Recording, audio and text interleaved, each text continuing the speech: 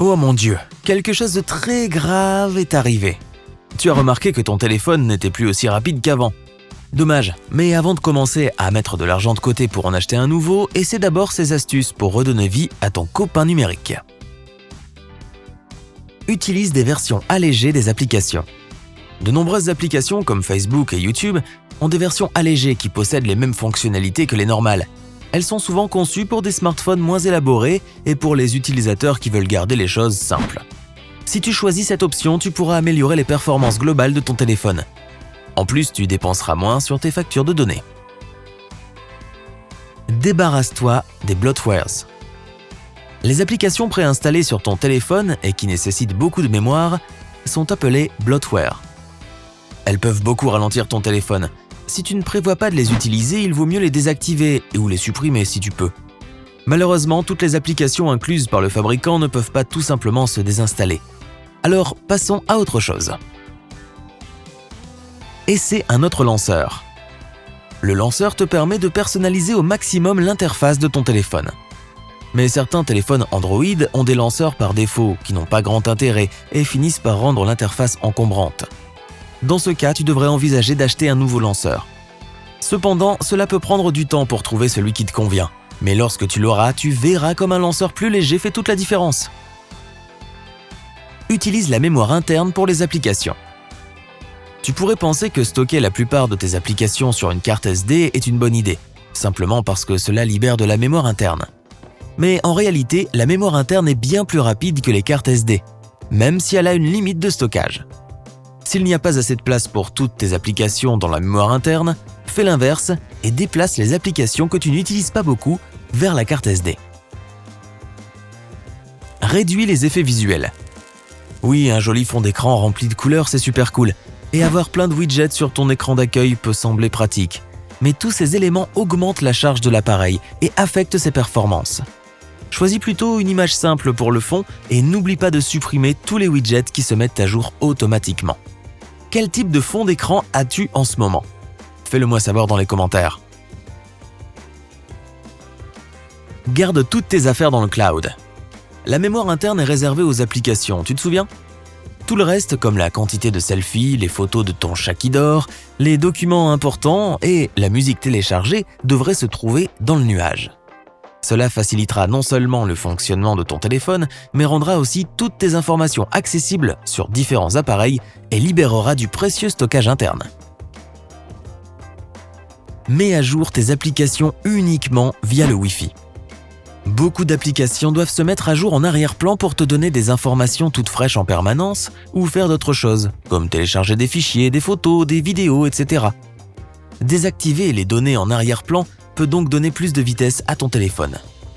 De plus, refuser aux applications d'accéder au réseau mobile pour leur mise à jour te permettra de sauvegarder tes précieuses données mobiles. Alors, va dans les paramètres, mise à jour automatique des applications et choisis mise à jour automatique des applications via Wi-Fi uniquement. Formate ta carte SD. Si tes applications n'arrêtent pas de planter, cette douleur quand ça arrive au milieu d'un jeu, dans certains cas, cela peut être la faute de la carte SD. C'est pourquoi formater ta carte SD peut donner à ton téléphone le coup de pouce dont il a besoin. En outre, cela supprimera une quantité de fichiers inutiles créés par le système Android et autres applications. Vider le cache des applications. Les applications que tu n'ouvres pas souvent mais que tu souhaites conserver sur ton appareil, comme celles qui servent à réserver des vols ou à commander de la nourriture, peuvent prendre beaucoup d'espace lorsqu'elles ne sont pas utilisées. C'est pourquoi tu dois régulièrement effacer les données mises en cache. Cela t'aidera à faire fonctionner ton téléphone et ses applications plus facilement, car les anciennes données peuvent entraîner des retards et des bugs. N'oublie pas, la suppression du cache de l'application efface les préférences enregistrées par l'application.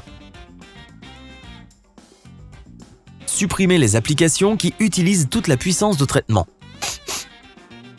Parfois, une seule application mal conçue peut ruiner tout le reste, car elle continue à voler la puissance de traitement de ton téléphone et peut même être la raison pour laquelle il s'éteint de manière aléatoire.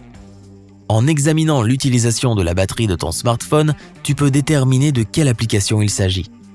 Rends-toi un grand service et trouve une meilleure alternative si possible. Désactive l'affichage permanent. L'affichage permanent est une fonction très utile si tu souhaites consulter rapidement les notifications que tu as reçues sans avoir à déverrouiller ton téléphone. Mais tu as sans doute remarqué que cela décharge plus rapidement ta batterie. Et tout ce qui épuise la batterie finit par affecter la puissance de traitement de ton téléphone. Alors, désactive l'affichage permanent pour aider ton précieux portable à garder toute sa puissance. Désactiver les animations. Lorsque ton téléphone est tout neuf, les animations montrent les transitions et interactions avec ton système d'exploitation de manière fluide et sympa. Mais avec le temps, elles deviennent plus lentes. Si tu constates cela, pense à les désactiver complètement pour économiser un peu de puissance de traitement et rendre la navigation plus fluide. Mode simplifié dans Chrome. Beaucoup d'utilisateurs de smartphones surfent sur le net avec ce navigateur, mais ne savent pas qu'il y a un moyen de l'optimiser. Pour ce faire, ouvre la page d'accueil de Chrome, tape sur les 3 points qui se trouvent dans le coin supérieur droit pour voir le menu et va dans les paramètres. Choisis ensuite Mode simplifié et bascule l'interrupteur pour l'activer. Tu as maintenant une navigation plus rapide et tu gardes tes données mobiles. Désactiver les notifications push.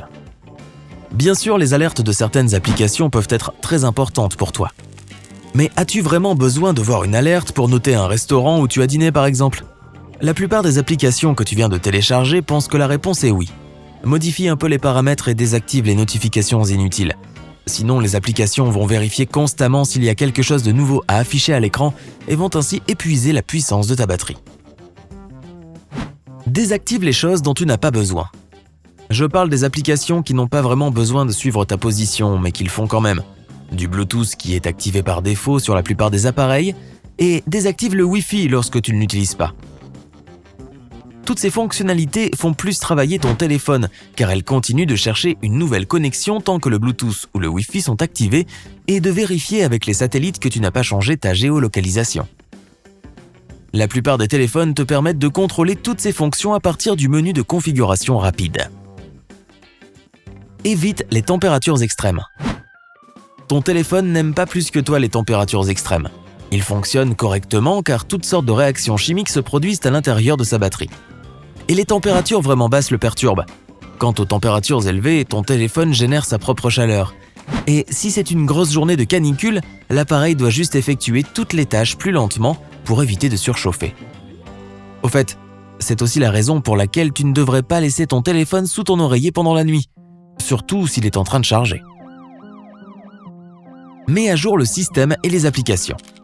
Habituellement, les mises à jour du système d'exploitation comprennent des corrections de bugs et des ajustements qui améliorent la stabilité générale. Cela signifie qu'elles aident ton téléphone à être plus performant. Il en va de même pour les différentes applications. Les mises à jour t'aident à naviguer sans faire autant d'efforts. Supprime les applications que tu n'utilises pas. Tu as entendu ça des millions de fois, j'en suis sûr. Mais je parie qu'il y a encore 1 ou 2 applications sur ton téléphone dont tu serais incapable de dire quand fut la dernière fois que tu l'as ouverte. Écoute ça. Plusieurs applications qui se trouvent dans ton smartphone fonctionnent en permanence et restent connectées à Internet pour continuer à le faire. Tu comprends pourquoi elles sont un lourd fardeau à porter pour l'appareil. Réinitialise ton téléphone. Si rien de ce que j'ai dit auparavant ne t'a aidé et que ton téléphone est toujours aussi lent et qu'il ne peut plus faire les choses de base, alors prépare-toi, cher abonné de Sympa. C'est le moment de découvrir le dernier recours, la restauration des paramètres d'usine. Cette action réinitialisera les paramètres de l'appareil et effacera toutes les données, comme tes photos, vidéos, applications, caches, etc. Donc, n'oublie pas de sauvegarder tout ce que tu veux conserver avant de commencer. J'espère que tu as pris des notes, je ne vais pas me répéter, à moins que tu ne regardes la vidéo à nouveau. C'est une option. Si tu as appris quelque chose de nouveau aujourd'hui, alors donne un j'aime à cette vidéo et partage-la avec un ami. Et voici d'autres vidéos que tu devrais apprécier. Il suffit de cliquer à gauche ou à droite et de rester du côté sympa de la vie.